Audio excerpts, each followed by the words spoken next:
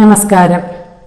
ദേവാർപ്പണത്തിൻ്റെ പുതിയ ഒരു വീഡിയോയിലേക്ക് എല്ലാവരെയും സ്നേഹപൂർവ്വം സ്വാഗതം ചെയ്യുന്നു. സുബ്രഹ്മണ്യസ്വാമിക്ക് ഷഷ്ടി പോലെ വളരെ പ്രധാനപ്പെട്ട ഒരു ദിനമാണ് തൈപ്പൂയം. ഈ വർഷം ഫെബ്രുവരി 11 ചൊവ്വാഴ്ച തൈപ്പൂയമായി ആഘോഷിക്കുന്നത്.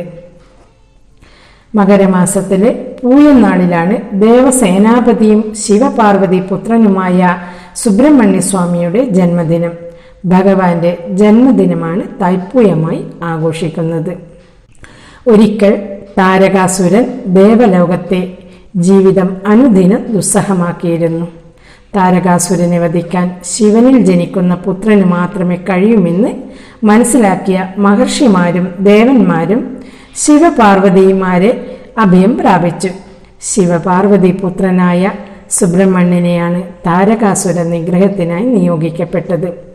യുദ്ധത്തിൽ താരകാസുരനെ നിഗ്രഹിച്ച് സുബ്രഹ്മണ്യൻ വിജയം കൈവരിച്ച ദിനമാണ് മകരമാസത്തിലെ പൂയനാൾ എന്നാണ് പറയുക. അന്നേ ദിവസം സുബ്രഹ്മണ്യസ്വാമി ക്ഷേത്രങ്ങളിൽ വ്രതം അനുഷ്ഠിച്ച് കാവടിയേന്തി ഭഗവാനെ വണങ്ങിയാൽ നമ്മുടെ എല്ലാ ആഗ്രഹവും സാധിക്കുമെന്നാണ് പറയുക. അഭീഷ്ടസിദ്ധിക്കാണ് കാവടി വഴിപാട് നേരുന്നത്.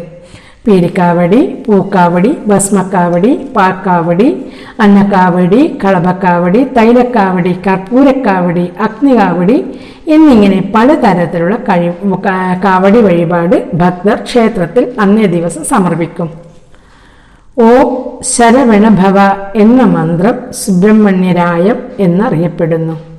അതായത് അജ്ഞാനമാകുന്ന അന്ധകാരത്തിൻ്റെ മറനീക്കി ജ്ഞാനമാകുന്ന പ്രകാശത്തെ നിറയ്ക്കുന്ന മന്ത്രമാണിത്.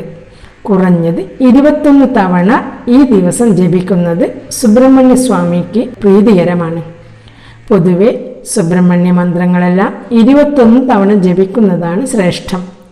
ഓ വജപുൽഭവേ നമ എന്ന മൂലമന്ത്ര ജപത്തോടെയുള്ള ക്ഷേത്ര ദർശനവും ക്ഷേത്രത്തിൽ പഞ്ചാമൃതം, പാൽ എന്നിവ നേദിക്കുന്നതും നാരങ്ങാമാല സമർപ്പിക്കുന്നതും ഈ ദിവസം ഉത്തമമാണ്.